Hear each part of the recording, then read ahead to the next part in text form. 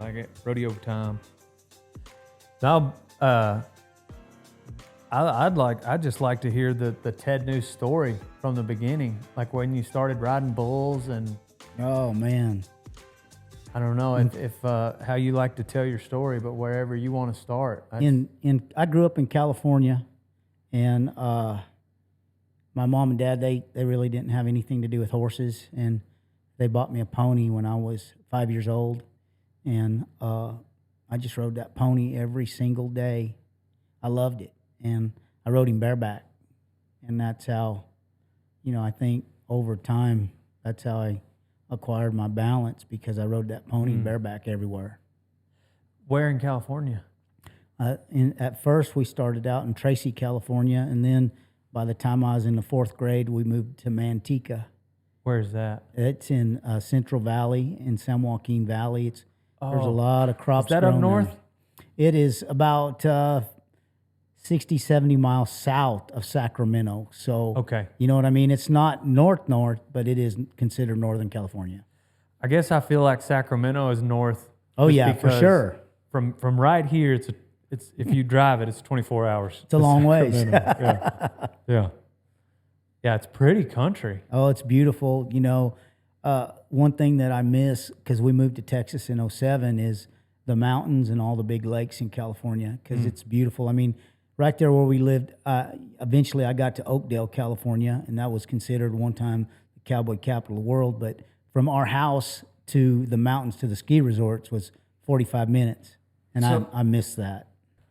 So you had ski resorts that close to you. Yeah, I just love that, but I didn't really get into that after I turned pro. Got my PRCA card. Going back to the beginning is so I got on a few steers, and a friend of mine brought a picture to school of him riding a steer, and I thought to myself, I could do that. And Just from a picture? yeah, I just looked at it and thought, but I'm in the 4th or 5th grade, and I thought, because I already roped, and I just thought to myself, I could do that. And so we went home, and some of my friends came over, and we just tied these, roped this steer and got him on the ground, and I rode him up, and he bucked, kind of crow hopped across the arena, and I rode him really easy, and I did all that stuff and played, and then I finally got the opportunity to enter a junior rodeo. And so I went, and the first junior rodeo I went to, I won 4th.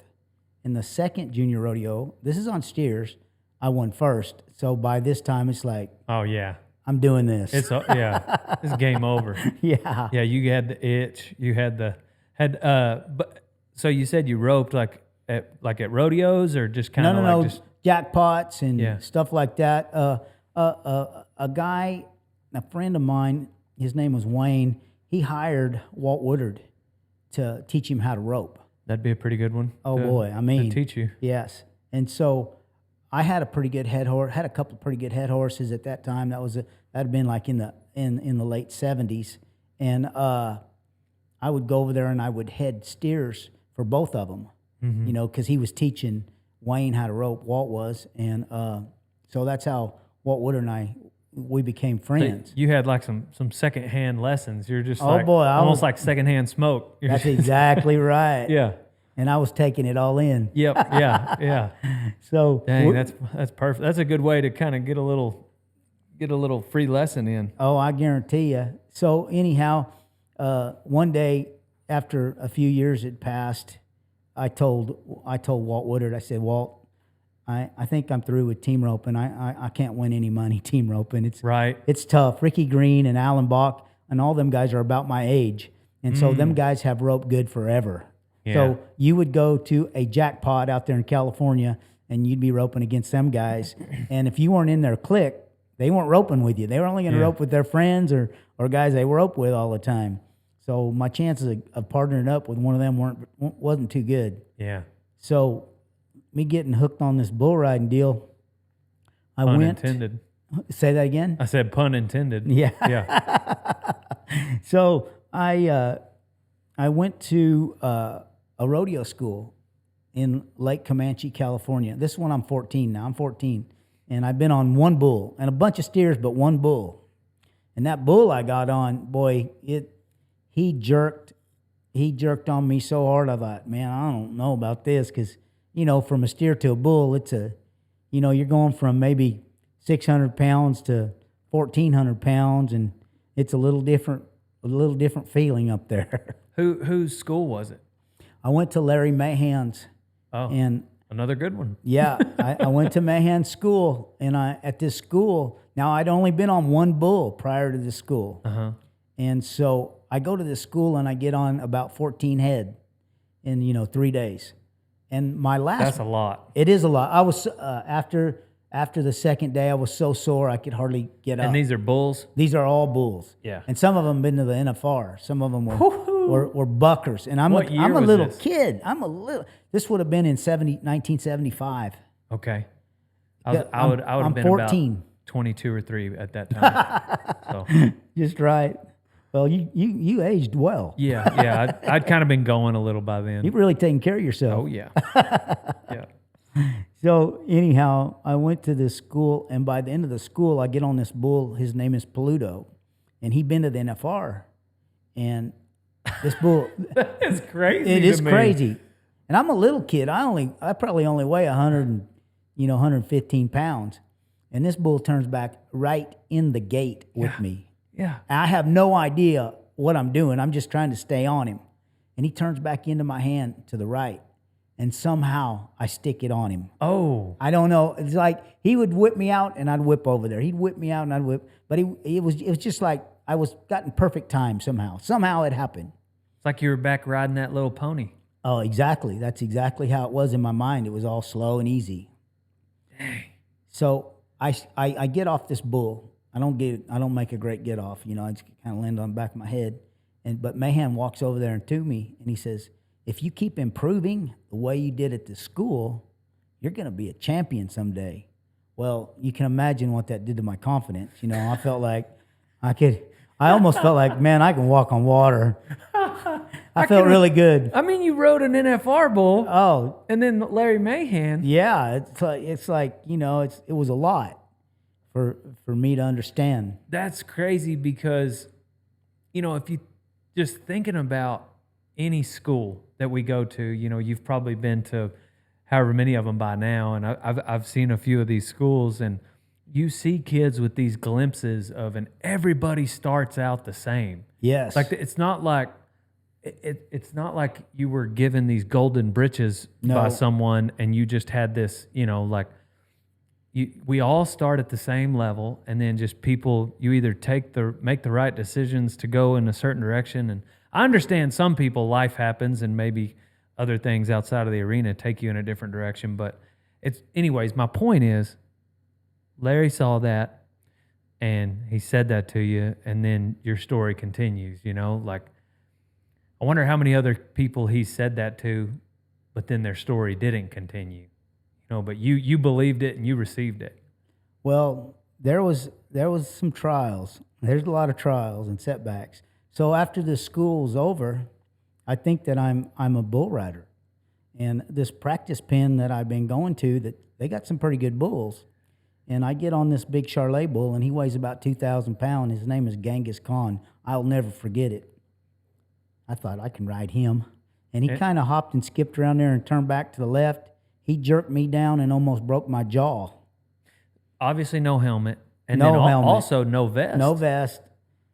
And Nobody's wearing vests right then. no helmets, nothing like that. If y'all want to bring a couple chairs in here from out there, you're more than welcome.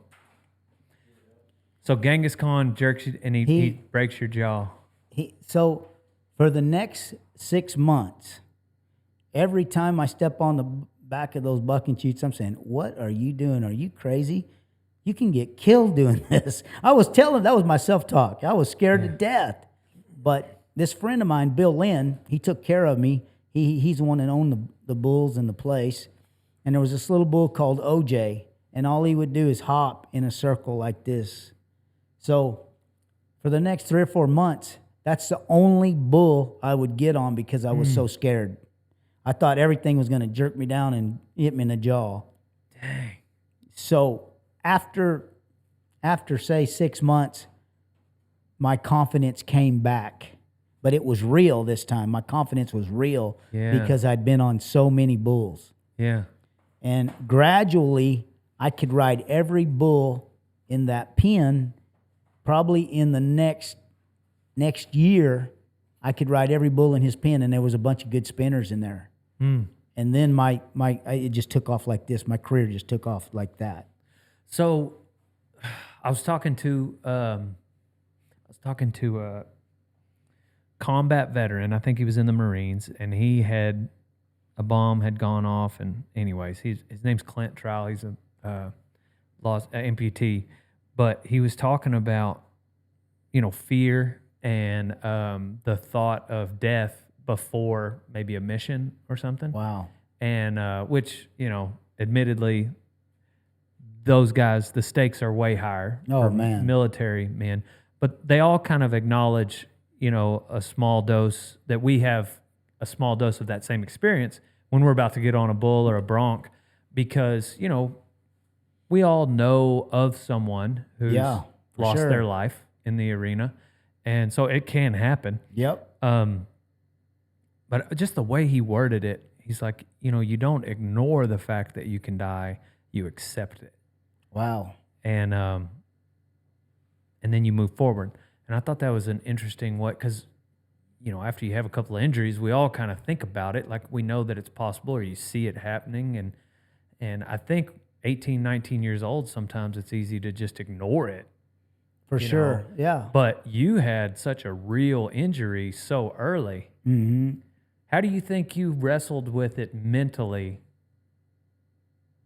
when even that jump kicker you got on for 6 months, like it probably still crossed your mind. Like how did you just push forward through the fear?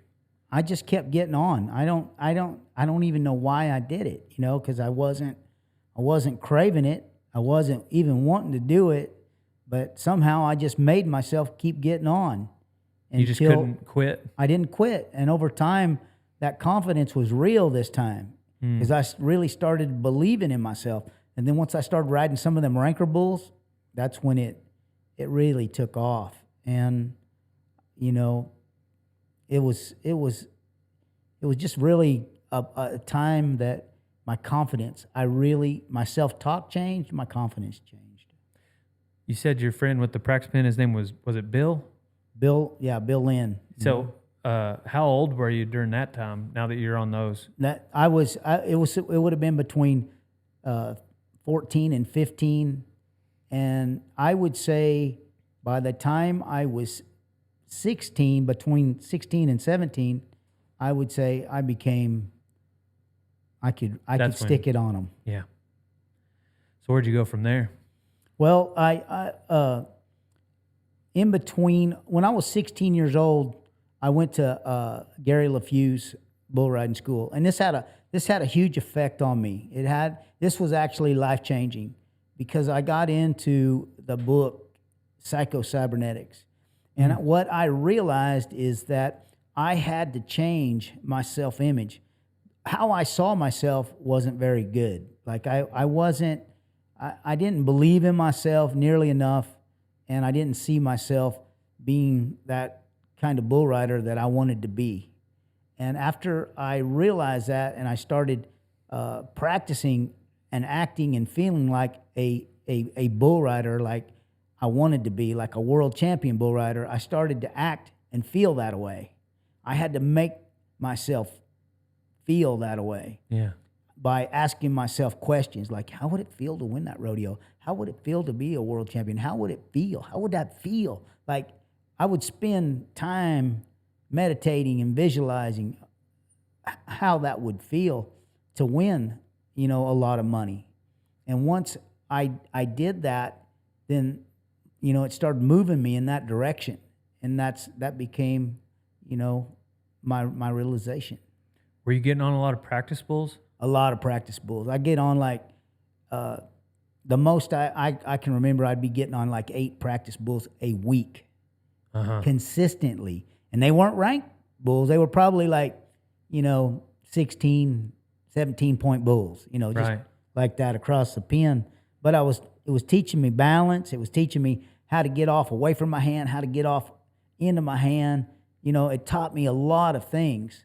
And so that when I slid up there, I was like, I'm ready. It didn't matter if it was a 17-point bull or a 22-point bull. I got on with the same attitude. I felt like I could do it. Yeah. And that's how that book changed me. You know, it made me start to really try to believe in myself that I could actually do it. Yeah. I guess, I mean, that would have been around the time he won his world championship, wouldn't it? Well, he won it in 70. So this wasn't going to be happen until, later. About 76, 77 is when this stuff started, you know, clicking for me. You bet. Dang, so did you get your pro card right at 18? Well, so I went to, there was an association in California. It was called the CCA, and California Cowboys Association. And when I was 17, I entered those rodeos. And Danny Russell, who owned Pacific Bell, owned a lot of Grasshopper, a lot of great bulls. Danny always had great bulls. And I started going to his rodeos. And by the time the finals come around, I qualified for the finals, the CCA finals. And on the last day, I drew this bull. His name was Blue Boy, and he was unridden at the time. And he was a bucker. And you know, I'm a 17-year-old kid, but I'm a believing 17-year-old kid now. I think that I can ride anything. Yeah. And this bull steps out and he does his deal, turns back to the right into my hand, and I open up and I spur this bull unmercifully. Just spur him. At the finals? At the finals. And I won the go-round, and I was the first one to ride him. And, I mean, these are the thoughts that went through my mind before I made it back to the buck and shoots. I jump off. I'm thrilled. I just rode this unridden bull, throw my hands in there, and I'm feeling it. Mm-hmm. And I think to myself, I'm going to go buy my permit. I'm ready. I'm going to the PRCA. Dang, that's awesome. Dang. I love that because occasionally you hear of guys that kind of stick around that smaller pool. There'll be a big fish in a small pond for too long, you know. Mm-hmm. And then on the other hand, you know, sometimes like guys will go to the big show too soon, you know, and I've seen it. And know it. You got to know but that sounds like the perfect time. It's like, because it's not like you had won that, you just won the round, so, and you didn't even know that at that moment. Yeah. It sounds like the perfect timing for transitioning. It was, you know, but it goes back to that book, you know. I already had my goal set, you know, and my mind was made up, and this was like my chance to do something I really wanted to do, and it was an opportunity for me to actually make some money riding bulls. You know, it never paid that good, but you know, it's just gotten better and better over the years. So that was 77? That was 77. And you were 18? Yeah, uh-huh. I bet them CCA guys were excited to see you go get your permit. Well, I had a lot. The stars really lined up for me. I don't know why. You know, God is in control. He's in control of the big picture. So I get my permit and I get it filled. And the first guy I start rodeoing with, I call this guy. His name is Jerry Beagley. And in '79, he was runner-up to Donnie Gay for the World Championship. Jerry Beagley knew how to rodeo. And he's tough. You know, he's a tough guy. That's your first traveling partner. That's my first traveling partner. And so I start rodeoing with Jerry Beagley right off the bat, and he gets me to a bunch of rodeos. I don't know how to enter rodeos. I don't know how to make airline reservations. I don't know how to set all this stuff up. Yeah. I watch Jerry, and he teaches me all this stuff. You know, I'm just watching and learning everything. And by the end of the year, 1980, you know, I win Rookie of the Year. That's my first year, and I won it. And, you know, that was my first big achievement goal in the PRCA. Mm-hmm. And then, you know, I got to rodeoing with Charlie Sampson. I missed the finals in 1981. This was like heartbreaking for me because it was my goal to make the finals in 1981, and I missed it. I finished in the top 25, but you know, it was like it was life-changing because I had to go home and get a job. I was totally broke, had no money, none. I went broke trying to make the finals. How were you handling because at 18, I mean, it's a big old world out there. It is a and big old You're world. having to be responsible, and yes, you're having to manage money because you're winning, obviously, at least a little bit, and enough to keep going. Yes, sounds keep like. going. But also like just, I don't know, being 18 on the road now, looking back. It's a different world we live in today. Okay, You know what I'm saying? Yes, like, sir. There's just so, it's just not the same. It was a lot easier time to be out on the road being a young kid than it is today. How did your parents feel about you being 18 taking off? Like, are you saying like that it wasn't as big a deal? Well, I'm saying that I'm experiencing it right now. So Wyatt is 19 and Weston is 17. Like, I know what's just ahead of them. I know what's coming up. I know that if they turn pro and this becomes their life, then we're not gonna see them. Their life is on the road going to rodeos. Right. That's where their next job is, at the next rodeo. Yes, sir. So I understand that's what is going to happen real shortly if they choose to do this. If they can ride consistently to make a living, they're gone. They're not. Yes, sir. We're only going to see them once in a while. Right. Yeah. I mean, that's how it was for you. It sounds That's like. exactly how it was for me. I was gone all the time, and I would spend most of my winters in Texas, going to the winter rodeos. Like, I would spend a lot of time in Mesquite. Glenn McElmain and I were really good friends, and his dad, fought bulls, and his brother fought bulls at Mesquite for a long time. And I would hang out in Mesquite, and we'd get on bulls for Neil Gay. He'd bring bighorn brindles in there, and Glenn and I would be the only guys getting on them. Dang. So you got to run around Donnie a little. A during lot, that time. yeah. I got to be around Donnie a lot, and I think just seeing how Donnie, was, and how Hawkeye was, and I got to see Hooter Brown and those guys. It was like, wow, those guys are stars, and it was something that really I was really attracted to, just watching them guys. So you missed the finals in '81. What happened in '82? Well, Charlie Sampson and we started rodeoing together, and I was doing all the entering because Jerry Beagley had taught me how to enter. And Charlie, he started out in Denver, won Denver, placed at Fort Worth, San Antonio, and I think he won Houston. Hey, old son, if you're like me, you eat a lot of steak. I love to cut into a juicy, tender ribeye, cooked medium rare, and it came from the 4-6's Ranch. That's right. You can get your steak from 46steak.com. And for a limited time, now through the end of August, use code DALE and get 15% off on orders that are above $50. There's a link below. All you got to do is click it and go get yourself a ribeye, get a brisket, get whatever you want, old son. You'll be eating like a king, like Dale Brisby. And the odds are that I ranched on that steak, maybe even while I was filming Yellowstone. Well, Taylor Sheridan was filming it, but I was the star of the show. So go to 46steak.com and use code DALE, old son. I hope you're enjoying a ranch fuel as you're listening to this episode of Rodeo Time. Use code DALE on ranchfuel.com for 15% off, old son. Drink up and use code DALE on ranchfuel.com. After the winter rodeos was over, Charlie had a huge lead already on everybody, for the world championship. And I'm just like in awe, just like, wow, this guy is hot. He's on fire. He can do no wrong. And being around Charlie in a positive attitude all the time.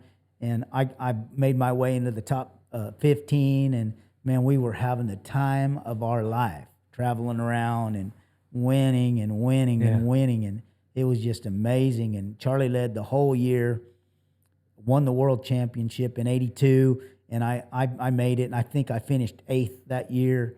And, I was so inspired by seeing what was going on that it was just amazing. Yeah, that's cool. What was he like as a traveling partner? Just especially in the rig and after a rodeo. So much fun. We were always looking for the most. If we went somewhere, if we went to to Calgary during the winter rodeo that they have up there, we were going snow skiing. We were going to Banff. We were going to go snow skiing. If we were in Florida, we were going to Disney World. We were going to go hang out and have fun right after the rodeo was over. That's if we had a couple of days, we were going to go do the most fun thing there was to do in that area. And we did that all year long. Yeah. So it was just like, when you have a positive attitude and you're having fun all the time and you're winning, oh man, that's as sweet as it gets. When was Del Rio kicking off? Were y'all going to Del Rio during that time? Charlie had won Del Rio twice. Okay. And I never did win Del Rio. I placed a few times, but they had a bull ride in '85 in San Antonio. It was called the George Paul Superstar Bull Riding, and I won it. And I paid like $8,500. It was almost as good as the one at Del Rio. It was in San Antonio in the building, but it was a really good bull riding also. But we had a lot of fun in Del Rio. Wasey Cathy, he lived there for a while, and he had a boat. And this is another fun thing that we would do. We'd go water skiing for the next 3 or 4 days until we were up at Jasper, Texas, and we just did fun stuff like that all the time. And we were just having a great time. It was fun, and that's what it takes to win. You gotta have a great attitude if you're going to win all the time. Yeah, pulling up to a rodeo, having just got done water skiing, whatever, or snow skiing, wherever you're at. I mean, it's just hard to have a bad attitude if you just have been laughing and enjoying yourself all day. That's exactly right. That's how we did it all year long, and Charlie led the world until he got off his last bull in Oklahoma City that year, and they crowned him the world champ. What year did it go to Vegas? In 1985. 85. Yeah. So, tell me about just through the 80s. How did that look for you, rodeoing year in, year out? So in the next year in '83, I made the finals. Had a pretty good finals, but I think I finished in the top 10. And then in '84, I finished fourth. And but by then, I've really got my mind made up, my mind focused. I'm going to win that gold buckle. I want to win that world championship. And things really started to come together. I had a pretty good year. I went into the finals like in fourth place, and Tough was in the lead. And at that time, you just didn't hardly buck Tough Hedeman off. He was he might be the most mental tough guy I know outside of him and J.B. Mooney. They're both pretty mentally tough. Yeah. But and Dale Brisby, of course. And Dale, I forgot. Yeah. But anyhow, I don't know how you could forget, but I'm here to remind you. I'm sorry. I'm sorry. This mural here, that actually happened. Oh, my goodness. Yeah, that's Bushwhacker. Wow. And that's me standing on him. That's my girlfriend. She goes to a different school, so y'all don't know her. But that's amazing. So going into, this is what year that Tough's leading it? This is 85. And you're sitting second? Yeah. No, I'm fourth. Fourth. Yeah, I think it's Lane Frost, Charlie, and then me into the finals, going into Las Vegas. So at this time, you're 22, 23-ish, somewhere in there? 24. Okay. I'm 24 going in 85. How did that finals go? So the first bull I get on, I think I might have won the go-round. I think I got on Fabian of Walt Osball. He's a little bull that turned back right in the gate, and I rode him. My second bull I placed on. My third bull, the first three bulls, I got off to a really good start. Anyhow, as the finals went on, we're starting to come down to the end of it, and Tough's still ahead of me, but I'm a bull ahead of everybody in average. I've ridden, I think I rode like 8 bulls up to that point. And then the last bull that I got on was 189 of Bradford Ivy's. He was a really good bull, right in the gate to the left, away from my hand. And when I was a kid, when I was getting started, like in my early years, I had trouble with bulls away from my hand. Like, I I made it a point to work on bulls away from my hand before I got on anything that went to the right. I was getting on something that went to the left because that was my weakness. Yes, sir. Well, I made that weakness my strength by practicing. And 189 was right in the gate to the left. And, like, there was no hesitation. You know, I started spurring him like the first round. I opened up and I gave it to him, and I had a good seat. And I rode him. You know, I just rode him across there. And if I didn't ride him, Tough would have probably had a really good shot to win it. But I had to stay on him, and I did, and I won it. And, the rest is history. Yeah. You know, sometimes I see it a lot with like professional sports, rodeo also too, but you'll see somebody interviewing, whether they're NBA, NFL, whatever sport, and rodeo. You see a guy on an interview and maybe he just won the Super Bowl or he won the world riding bulls, and they just seem so grown up and mature, and then you Google it and maybe they're 22 years old. And it's just something about that sort of lifestyle, I feel like, grows a person up so fast. I mean, you're 24 years old, you just won the world. Like, miles wise, you might as well be 34 years old. I mean, how did you feel walking through life after that? I mean, you felt like you had lived it all, probably. Well, I invested my money in real estate. I was always, thinking ahead, and I realized that if I had a really great attitude, then the law of attraction was going to work. That good things were going to happen. I wake up every day and tell myself it's a great day. I can't wait. Something great's going to happen. Mm-hmm. And that was my attitude. And, things just kept rolling for me. Mm-hmm. It kept going. It was like I was on a roll for a long time. Yeah. And when you're like that and your attitude's working and you're winning, man, life is great. It doesn't get any better when you're doing something that you really love. Like, when you really love something and you wake up and you're passionate about it every day and you get to do it every day, life is, I don't know how it can be better. It's paradise. Yes, Yeah. It is. Yeah. Yeah, I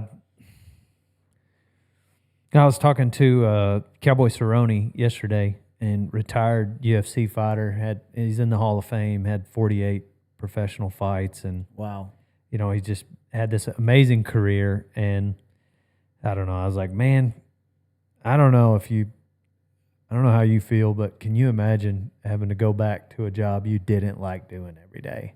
And he said, torture. That's what he said. He said it'd be absolute torture. And it's not that he nor I try to shy away from hard work. We're both willing to work hard at what we do. It's just that we love what we do. And I don't know, getting to do that, getting to be in the arena. And for me, it's if I'm on a horse or around buck and stock or, even in the chute, just I've got to be living that lifestyle. But, man, there's no more free feeling than I think what you're describing. When you're going down the road rodeoing, I think that's what makes Rodeo Cowboys so patriotic, because it's the epitome of freedom. You get to have that feeling of like we love our job, but then also we get to go anywhere, wherever we want, whatever rodeo. And then when you're winning and you got all the money to back you to do it, it makes it that much better. Were you guys flying a lot? Well, we were. We would fly. Say we'd fly into Dallas, Fort Worth. We'd rent a car, and we might work 2 or 3 rodeos there. Like, because the rodeos would start in the springtime. They'd start Wednesday, Thursday, Friday, and we'd work 3 rodeos in Texas, and then we might fly to California and go to Oakdale, Clovis, or Red Bluff, or Hayward. Those spring run out there. And that's how we did it a lot. We'd commercial in somewhere and rent a car, and go to a few rodeos and then fly somewhere else and do the same thing, on another place where they were having a lot of rodeos. That's how we traveled, and that's how I entered us. But through June, July, and August, sometimes we would have a plane for a month, and we'd charter a plane and we'd use it to get to all the rodeos, so we would have some time to rest, because I don't know how some of those guys, timed eventers, where they are constantly driving. Yeah. They got to drive from one rodeo to another. But talking to some of my friends that are rodeo now, they have 2 rigs on the road, and they'll be flying. They'll have a plane chartered, and they'll be flying from rig to rig, from rodeo to rodeo. And their horses will be headed to another rodeo as soon as they're through roping, and they'll be flying to where the other rig is. Yeah. It's amazing. It's really amazing. And expensive. Oh boy, I can't imagine how much money it costs these days to rodeo. Ooh.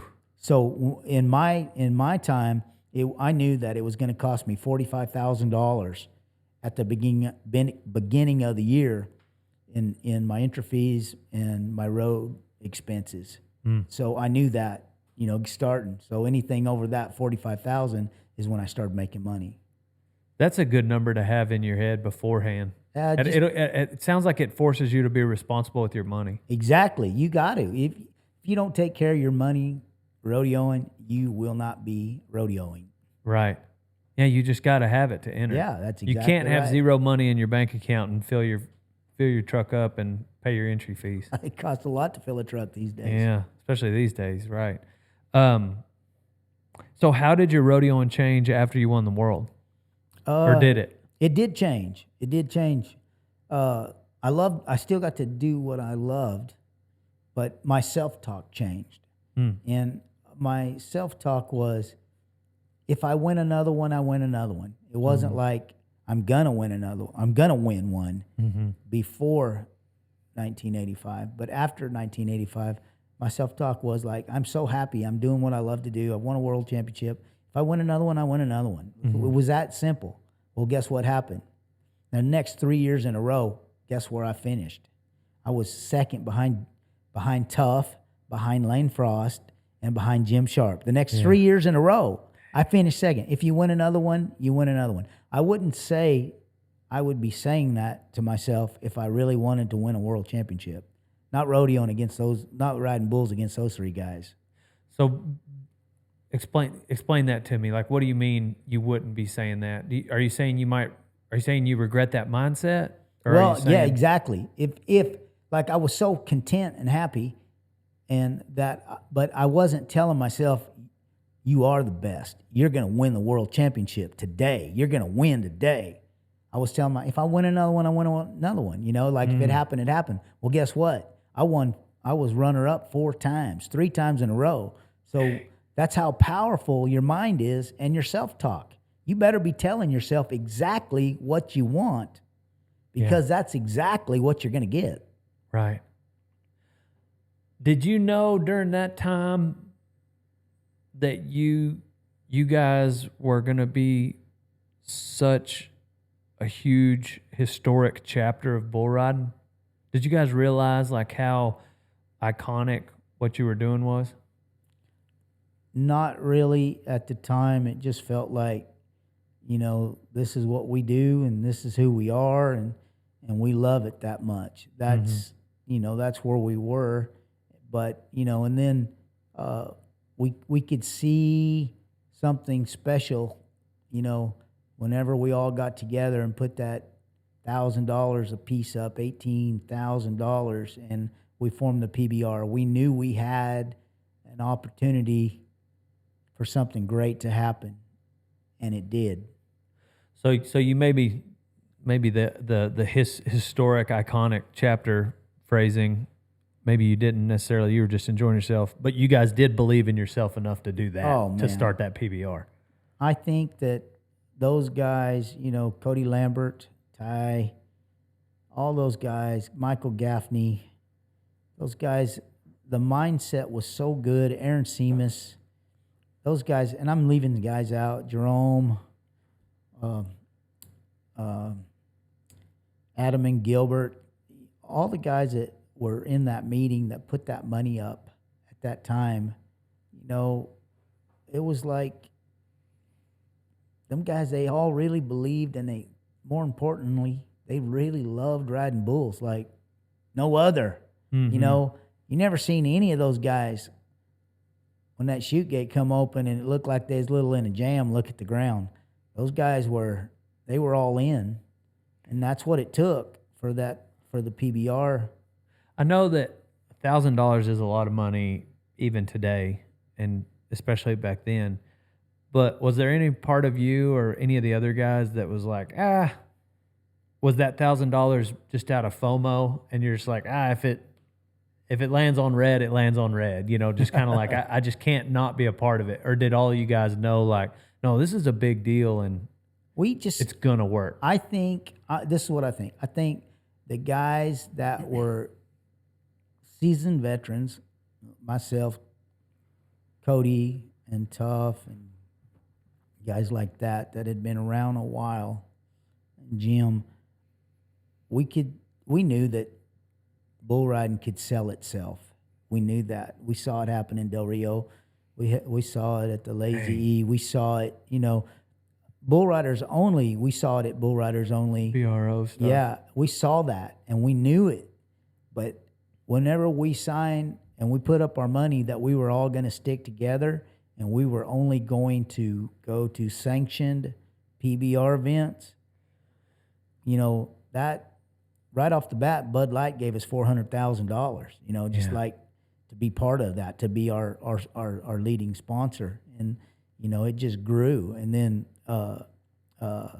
Gaylords, you know, they had the TV, and they started, you know, putting all of our all PBR sanctioned events that were for the Cup on TV. I never really talked to anybody about this, and I'm sure it's been talked about, but how did the PRCA feel about it back then? Oh, you know, we didn't get, there wasn't a lot of pressure from the PRCA. Main reason is that they didn't think we were going to they didn't see it as a threat. Yeah, they didn't see us as a threat because we were still going to rodeos. You know, we were still going to the NFR. But, you know, over time, and now the PBR is still, you know, I feel like they're helping the PRCA, and the PRCA is helping the PBR because the PRCA is a great place for guys to start, you know, their career and start. And then the guys that really want to have a chance to get rich doing it, or, you know, millions of dollars, then they're moving on to the PBR. And that's how I see it. And it's just, they're two great places to be. You know, one, you can be, you know, Stetson Wright and make your fortune and fame as an all-around cowboy, or, you know, you can be Jose and go win some millions. It's just, what do you want to do? Yeah, you can't deny the money and the bulls that are at the PBR. Like you can never argue that they're not. But there is a level of, there's such a culture behind rodeo, you know, and especially obviously if you also want to ride broncs, you know, that's exactly. That's completely that's exactly obvious. Right. But even just the bull riding side of it, like there's a place for both of them, you know. And that's exactly right. Yeah, I don't know. There's not really, I don't know of anybody that really on either side of the fence that throws rocks at the other one, you know. That's exactly right. But heck, it's been 30 some odd years now, so I guess everybody can get along if you wait long enough. Yeah, that's exactly right. I feel good, you know. So White and Weston, we've been going to ties since they were probably about 4 and 6 years old. And Ty's told them, you know, work all the events, every event, you know, you can. And that kind of, you know, that's how we got started, because I just rode bulls, and now they team rope and calf rope, ride broncs and bulls. And I think it's really good because the athletic ability that it takes to work that many events, and one event will complement the other, like bronc riding and bull riding and calf roping and team roping, when you're practicing one, you're actually helping the other one out some. And so So- it's not like you're just focusing on one event. I give different advice to the guys that come through here, but also the main difference, I think, is the guys that come through here are not 4 years old and 6 years old. But I plead and urge and borderline just demand that they pick an event here. That's good. That's Just there's nothing wrong with that. Because a lot of them show up 22, 23, Oh, yeah. sometimes 25 years old. Yeah. And I like, now if they're riding bulls and they're not enjoying it as much and they want to switch to something, that's fine. And to be honest, if somebody could show me that they would put the work in to do a second event, like I'm not saying I wouldn't make an exception, but the main thing is when you show up having never ridden anything and you're 25 years old, like the clock is ticking. Oh, Is it not? ticking. I guess I'm telling you this is the way I do it here, but I'm asking also your thoughts on a 24-year-old that maybe shows up. How are you going to approach that? You're gonna have to. I would probably not tell them to work all the events. I feel like working the events at White and Weston work, it makes them a better athlete. Mm-hmm. It makes them mentally tougher. It just, a lot of things that it does to them is it's only gonna carry over, into all the events Yes, sir. they're working. But if they were 24 years old and they hadn't been on a bull or they hadn't been on a bronc or what, because it's going to take a lot of focus at that age to learn and to master an event. You're going to work on it all the time. Yes, sir. But so when you're a kid, when you're 7 or 8 years old, let's say 5 or 6 years old. We took White and Weston snowboarding when they were that young, and by the end of one day, they could get down the mountain pretty good, a bunny hill Really? pretty good. But you see where I'm going with Yes, this? sir.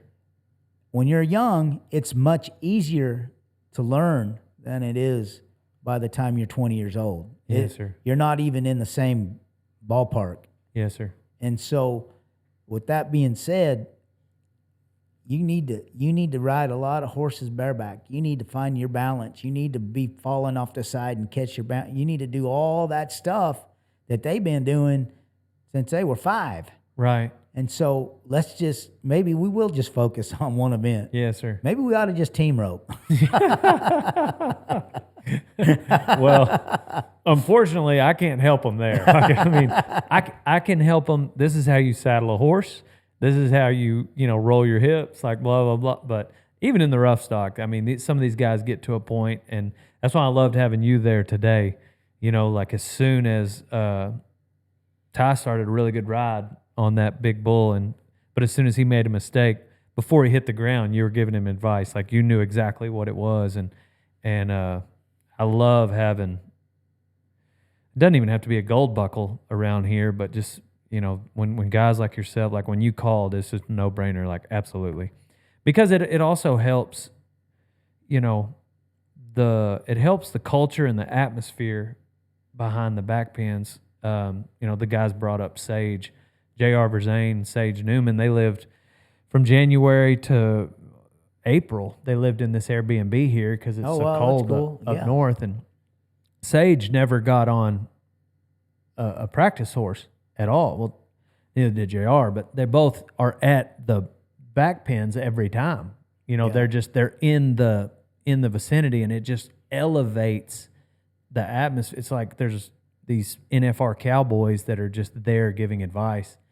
And That's amazing. That's you want amazing. to get jazzed about getting on some bucking stock. Yes. When Sage is slapping your horse out and J.R. Verzane is giving a motivational speech, Yes. golly, it'll make, all I do is shut up. I just let them talk.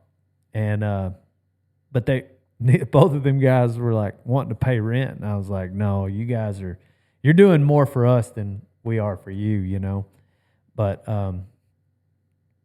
What are some of the lessons that you felt yourself teaching your boys? Like what are some of the fundamentals that you feel yourself repeating advice on?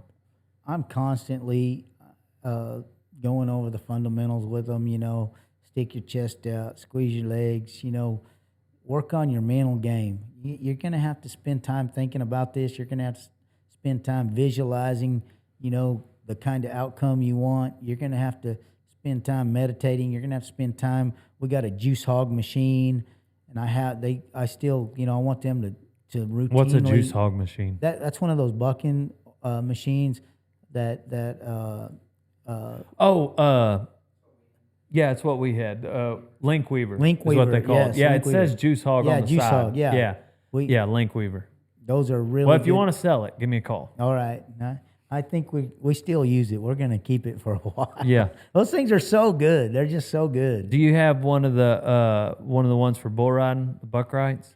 We don't have a buck right. We did have a robo bull, and where it could spin, either right or left, and it would be going up and down, and you can move it forward.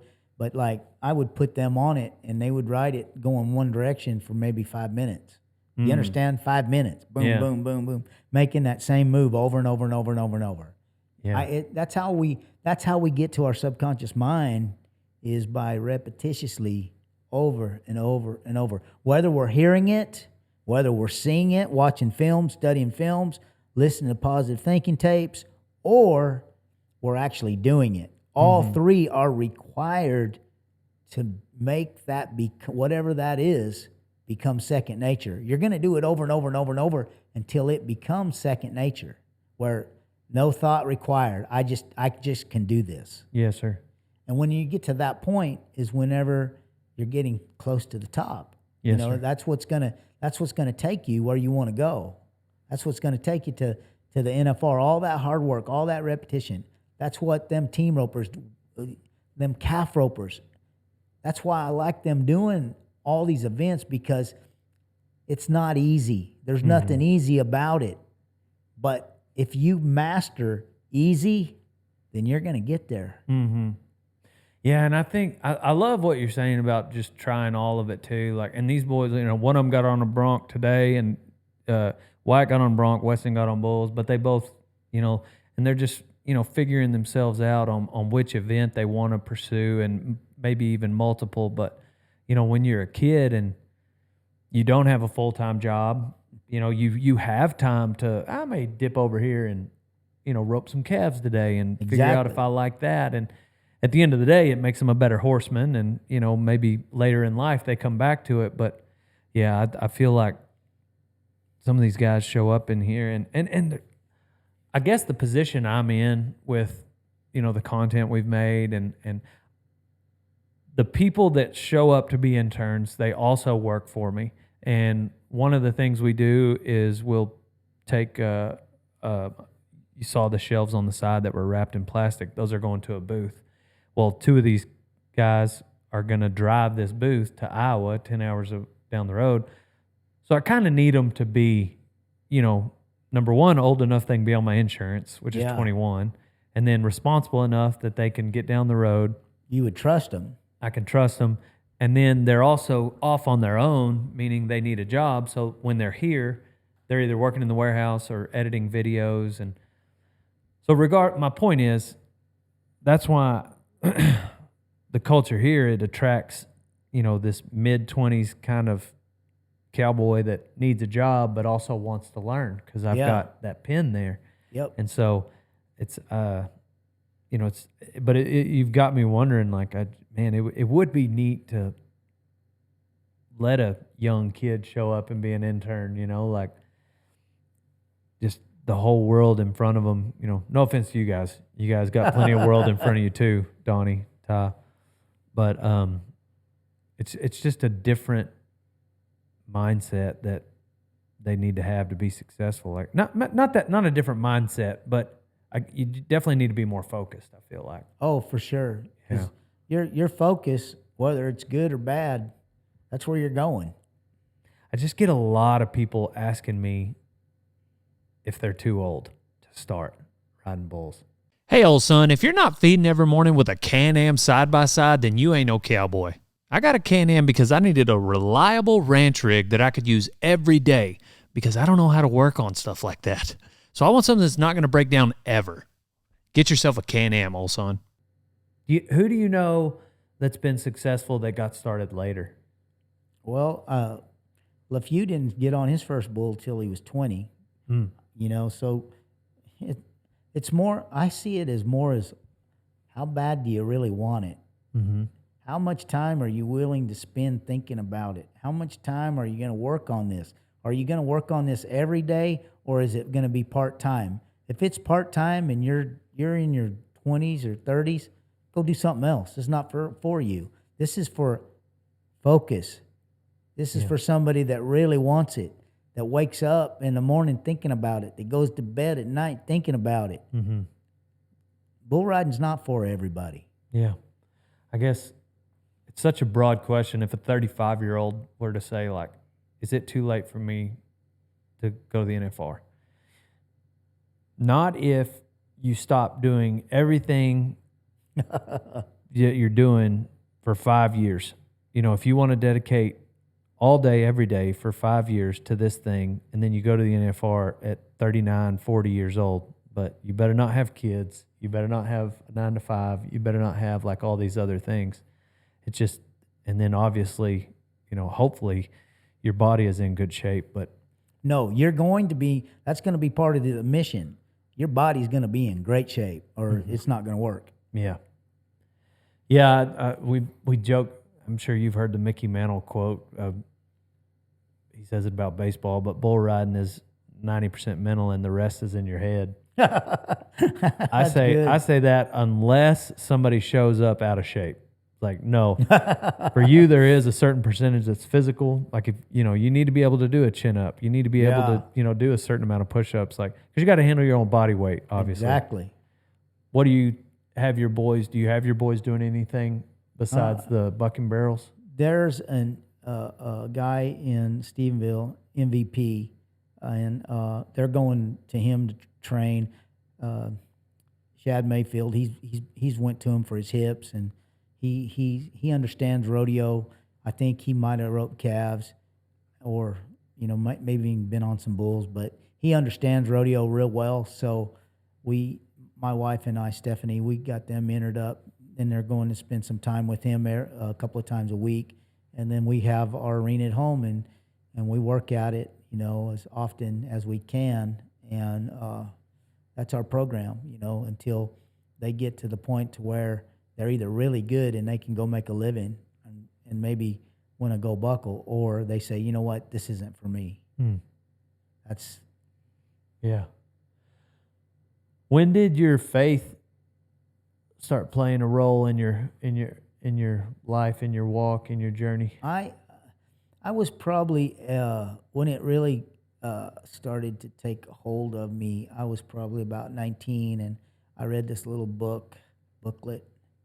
It was called "There's a Miracle in Your Mouth," and it was talking about, you know, a whole lot of the positive thinking stuff that I'd already been programming into my mind. If I said it, then and I believed it, it would happen. You know, we have what we say. And if we work at it extremely hard, you know, it's impossible to please God without faith, and faith without works is dead. Well, that right there is my foundation. That's what I believe, and that's what I work on every day. You know, I work on my faith and make myself believe when I don't want to believe. If I get pissed off at them, I still I gotta get over that real quick, just like I did a buck off. I got to get over it real quick. Yes, sir. Because I love them and I want the best for them, and I just have to work on that stuff every day in order to get a little better. And I'm as human as you or anybody else. I make a lot of mistakes, Yes, but sir. I'm quick to forgive and I'm quick to move on. Yes, sir. I feel like it's impossible for any bull rider to not at least cross their mind when they're on the back of the chutes, as far as, you know,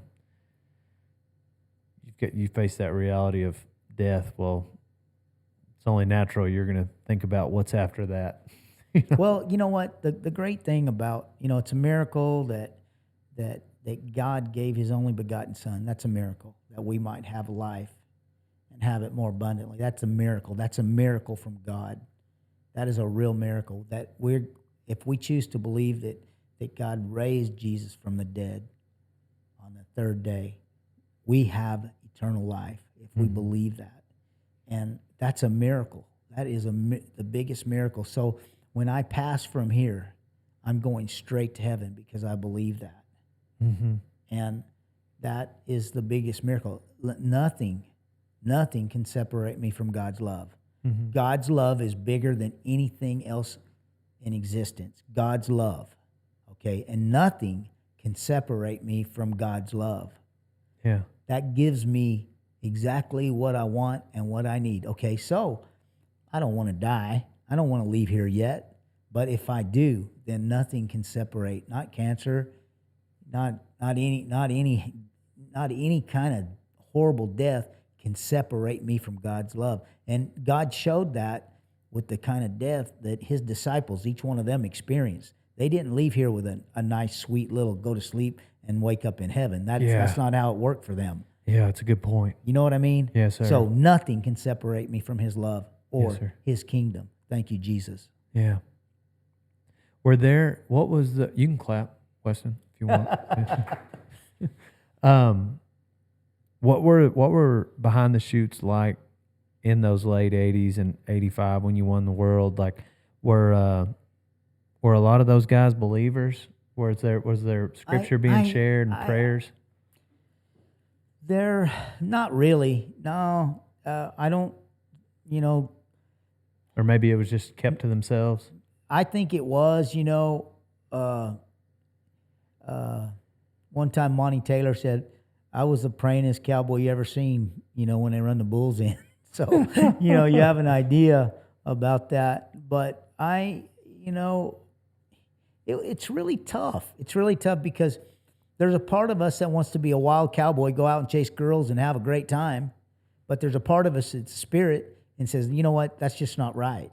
We shouldn't do that. Yes, sir. And so there's times when I would do that, and there's times when I didn't. And it was a roller coaster ride for me for a long time, Like any normal Christian sounds like. That's how it is. That's how life is.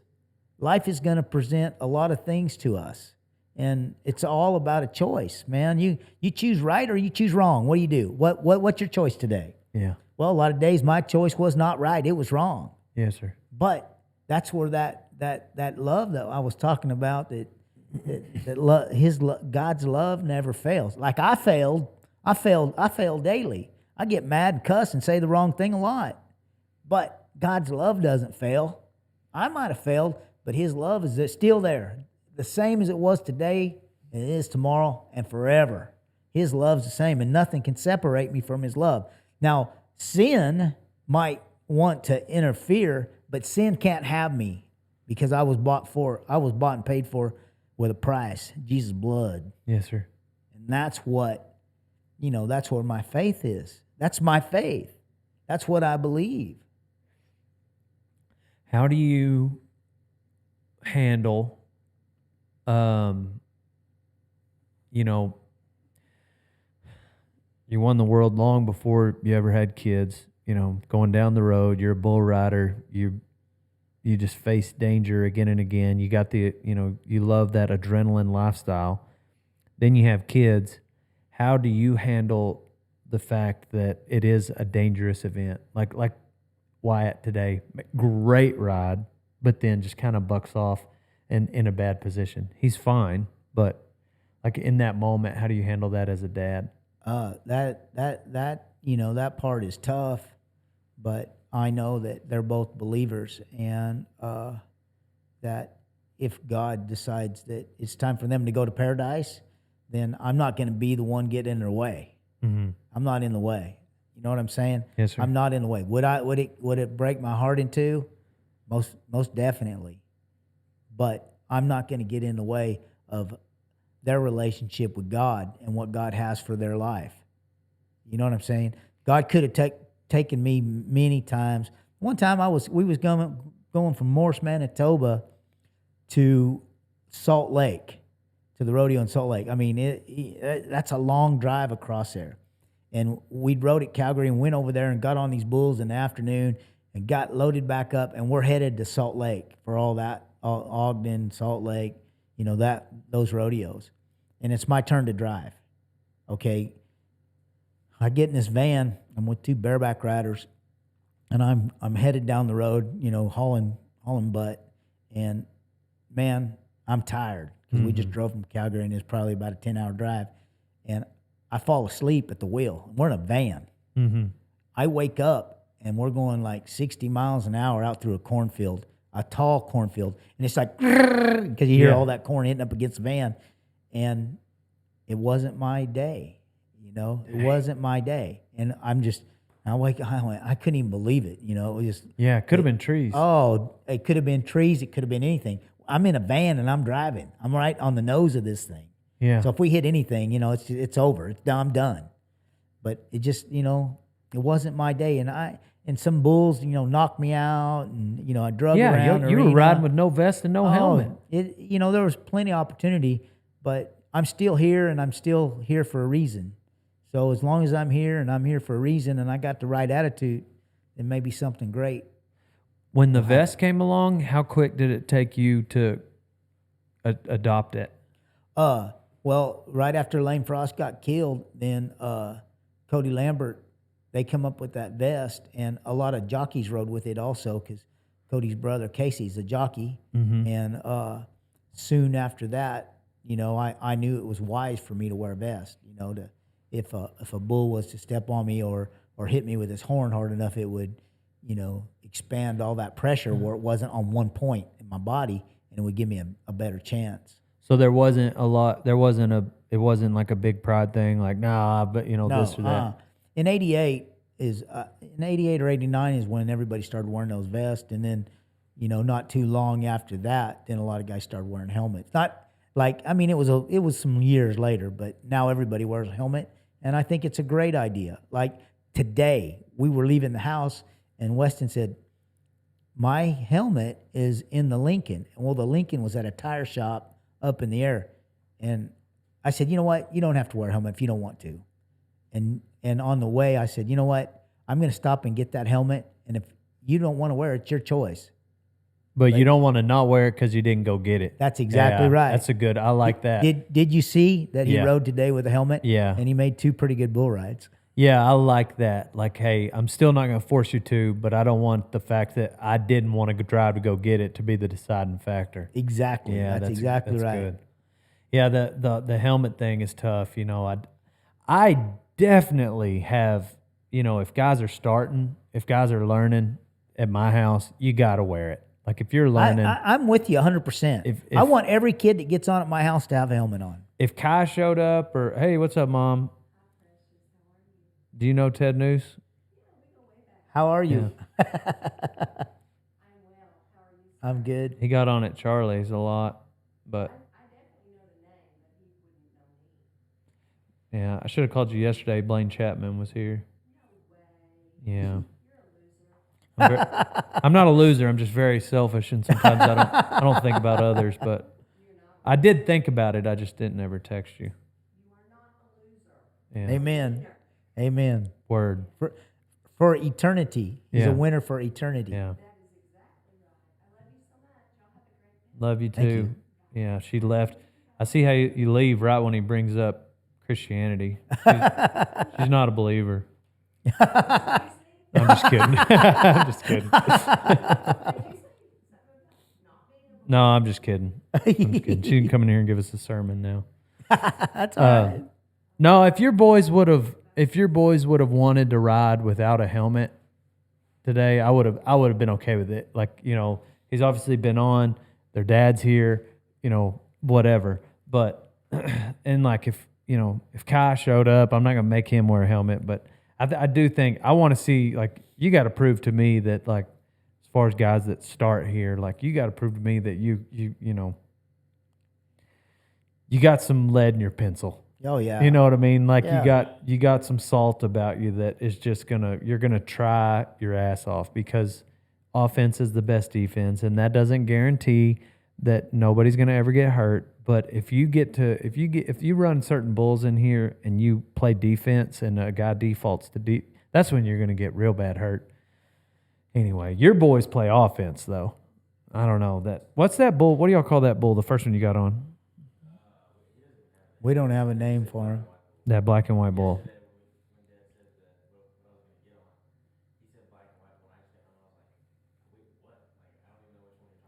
Yeah. Yeah. I liked how I want to go back and watch the video. I don't know what got you on the end of your arm, but I thought you were about to kiss the dashboard. And whenever he bowed his chest out and stuck, made that corner, I was like, dang, he's done this before. But it's no surprise. I think that. Had you gotten on broncs? I didn't. You just put him around Ty. Yeah, just being around Ty and watching Ty be able to move his feet on bulls the way he did, Mm-hmm.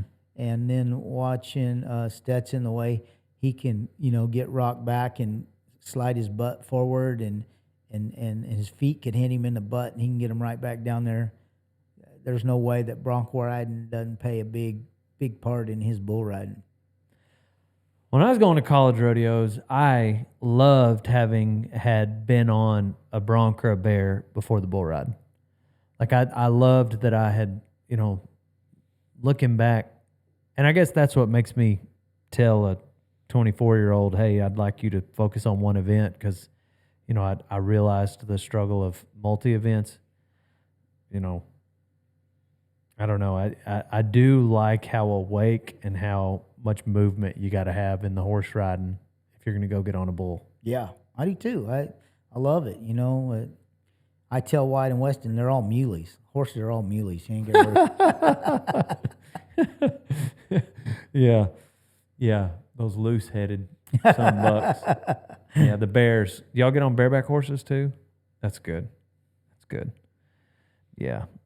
I did that just long enough to realize I didn't want to. Yeah.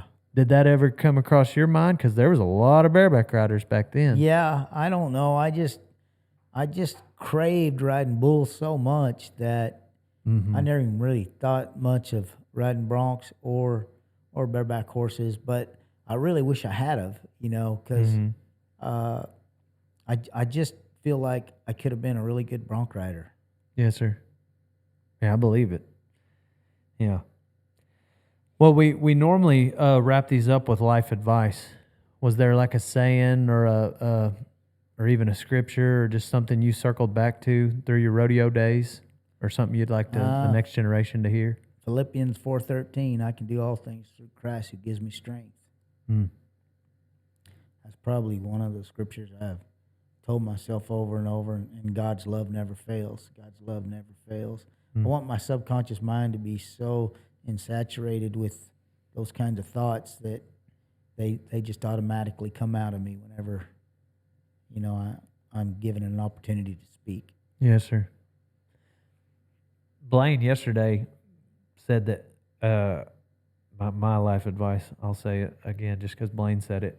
He said, knowledge is like horse manure. If it stays in one spot, it kills everything under it. If you spread it out, then everything around it grows. Oh, boy, I like that. So a lot of people try to gatekeep certain topics. I feel like if you just share as much as you can, everybody will what is it? All ships rise with the high tide. But I like the way that you were willing to help our man Ty over here as quick as you were. He needs a lot of help. Yeah. So if you know any good therapists. No, I appreciate you guys coming out. Y'all are welcome anytime. So Thank you. Yeah. You guys look out for Ted Nuce's boys, White and Weston. They're gonna be riding the circuit soon. What circuit you riding? So anyways, I'm Dale Brisby. We're on to the next one. Pow pow. Check out rodeotime.com.